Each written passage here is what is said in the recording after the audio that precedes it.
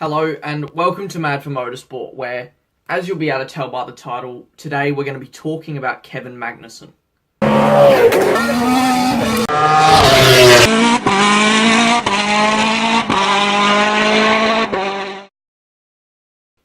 So, hopefully you've seen the footage from Baku of Kevin Magnussen's driving. If you haven't, it's on the F1 Best Onboards from Baku video on the official F1 channel. So if you don't know what I'm going to be talking about, go look at that and then come back, because the standard of driving from Kevin Magnussen throughout his F1 career, but he showed it again at Baku, it's pretty appalling. There's defending, and then there's leaving no room whatsoever. And as you'll see, Kevin Magnussen completely on the main straight of Baku, Pierre Gasly is he's got DRS, he's trying to go for the overtake with the slipstream and DRS, and Magnussen literally forces him into the wall. He gives Gasly no choice but to lift off the throttle, and they make quite severe wheel-to-wheel contact just because Magnussen is forcing him into the wall. So Gasly backs off, tucks back into the slipstream, and then going down past the grid and past the pit lane, he forces him again. He forces Gasly to lift off once again, because if Gasly does not lift off, if Gasly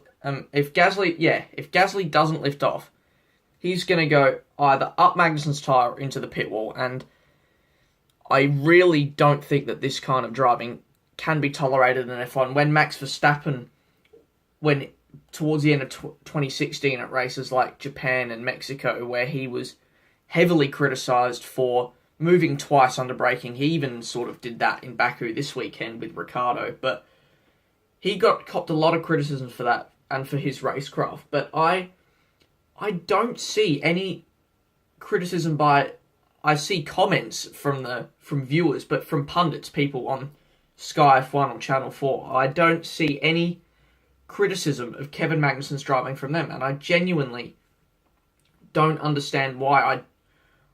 I honestly, if you need further proof, there's a clip up on YouTube. I'll put a link to it in the description of Kevin Magnussen's driving back in 2014 when he was driving for McLaren at Spa. And the guy doesn't know how to race cleanly. He leaves no room on the Kemmel Straight at Spa. He pushes Fernando Alonso onto the grass, basically, in a similar way that he did to Gasly at Baku.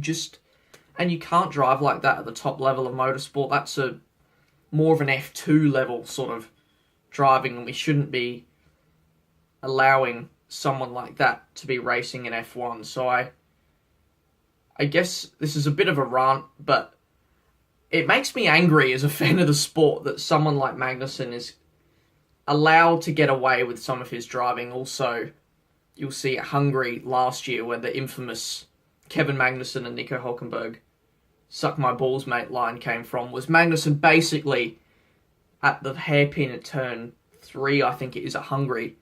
Magnussen just forces Hülkenberg onto the grass, and yeah, so I think I've made my point. If you just look at some of Magnussen's driving throughout his career, and I think you'll understand why I think like I do, and I very thoroughly believe that Kevin Magnussen should not be an F1 driver. Alright, so that's pretty much my rant over. Some of you might be thinking, if Magnussen isn't in the seat, who should be? And the answer is Antonio Giovinazzi. He is a Ferrari junior driver that has been a test driver for Haas in the past and a reserve driver, and I have no doubts that he should be in the seat. He showed great potential in GP2. He pushed Pierre Gasly to the limit in the year that he won the GP2 championship, F2 now.